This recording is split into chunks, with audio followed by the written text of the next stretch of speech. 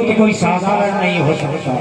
द्वारकाधीश प्रभु स्वयं उस लक्ष्मी को आदेश देते कि देवी जल्दी से पराक्रम गंगा जल लेकर के आओ, अपने मित्र के पैर धोने हैं। इस अवधूत ने अपने पूर्व जन्म में कौन सा पुण्य किया है कि मेरे द्वारकाधीश भगवान श्री कृष्ण अपने अस्त्र जल से ब्राह्मण देवता के पैरों को धो रहे हैं।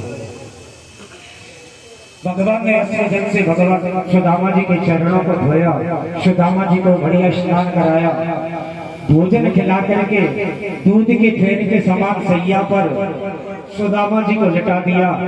भगवान चरण दबा रहे हैं। चरण दबाते दबाते भगवान ने हाथ दबाना प्रारंभ किया तो चावल की पोटली थी ना, वो सुदामा जी की कांख में दबी हुई थी।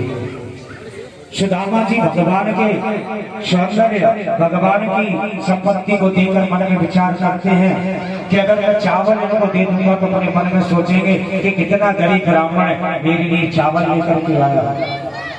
सुदामा जी अपनी गरीबों को छुपा कर चावल को कांख में दबाए हुए हैं। भगवान हाथ को दबाते हुए चले जा रहे हैं। जैसी बाजू की तरफ हाथ पहुंचा भगवान का, सुदामा जी ने कहा लाला आगे हाथ मत लगाइए, बहुत जोर का दर्द हो रहा। सुदामा जी कहने लगे दादा काय का दर्द है? बोले तुमको मालूम है मैं जिस हाथ को इस पैर को दबाता हूँ उसका दर्द बंद हो जाता है। दादा तुम चिंता मत करो, अभी मैं तुम्हारा दर्द बंद कर दूंगा।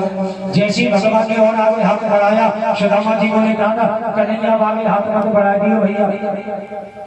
कन्हैया ने जैसी पोटली को देखा, सुदामा जी की कांख में से पोटली को खींच लिया और जैसे ही खींचा चावल महाराज द्वारिकापुरी में जमीन पर फैल गए। भगवान ने चावल की पोटली उठा करके उसमें से देखा तो सुशीला ने उसमें से संदेश, चिट्ठी में संदेश लिख दिया था। सुशीला ने लिखा था कि द्वारकाधीश भगवान श्री कृष्ण संसार में इतनी बड़ी कृपा किसी पर तुम्हारी नहीं होगी जितनी कृपा मेरे और मेरे परिवार के ऊपर। प्रभु एक मास सुशीला ने लिखा, बोले एक मास एकादशी हो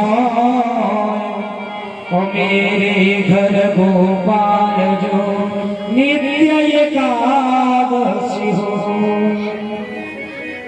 सुशीला ने लिखा, प्रभु आपकी मेरे परिवार के ऊपर कितनी बड़ी कृपा है कि रोज एकादशी बनी रहती है। प्रभु इस एकादशी का कभी परायण होगा कि नहीं, कभी द्वादशी आवेगी कि नहीं आवेगी। भगवान ने एक मुट्ठी चावल लेकर के सुदामा जी को एक लोक का राजा बना दिया, दूसरी मुट्ठी चावल खा करके सुदामा को 2 लोक का राजा बना दिया, तीसरी मुट्ठी चावल खाना चाहते थे कि रुक्मिणी ने हाथ पकड़ लिया। बोले प्रभु अगर आप 3 मुट्ठी चावल खा लोगे तो 3 लोक का राजा सुदामा हो जाएगा और तुम प्रभु सुदामा बन जाओगे। लेकिन मन ही मन सुशीला के लिए भगवान का संदेश भेज दिया।